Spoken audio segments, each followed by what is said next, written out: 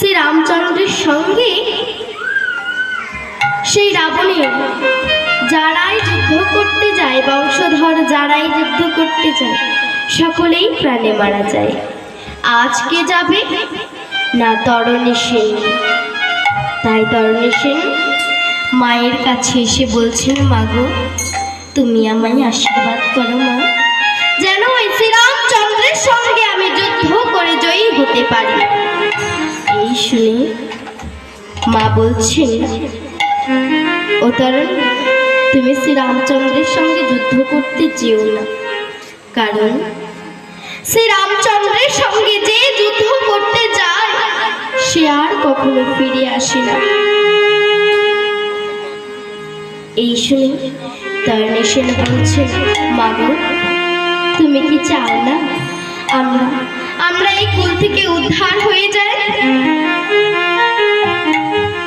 মায়ের আশীর্বাদ নিয়ে তরণী সেন এসে সারথীকে বলছেন, সারথী রথ সাজাও, মনের মতো করে রথ সাজাও, রথের চারিপাশে রাম নাম লিখে সাজাও, দেখে নিও কোথাও যেন বাকি না থাকে। সারথী সেইভাবে রথ সাজালেন।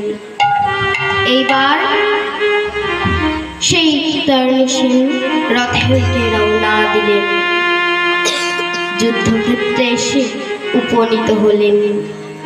ওই রণবাজনা শুনে শ্রীরামচন্দ্র এসে দেখছে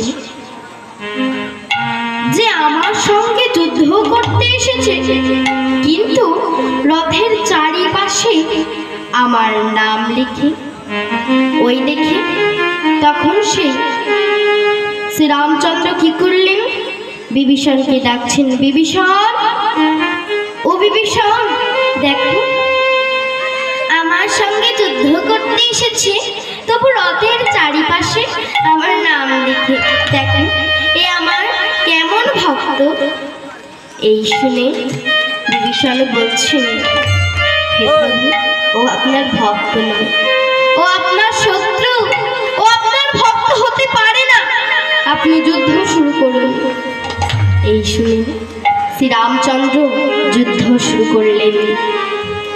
যুদ্ধ করতে করতে প্রায় বহু সময় পার হয়ে গেল, তবুও শ্রীরামচন্দ্র তরণী সেনকে মারতে পারছেন না। তাই তখন শ্রীরামচন্দ্র বিভীষণকে বলছেন, বিভীষণ, ওকে আমি কিছুতেই মারতে পারছি না, কেন বলো তো? তখন বিভীষণ কি বললেন, তরণী সেনের অর্থাৎ তার পুত্রের মৃত্যুবাণের কথা শ্রীরামচন্দ্রের কাছে খুলে বললেন।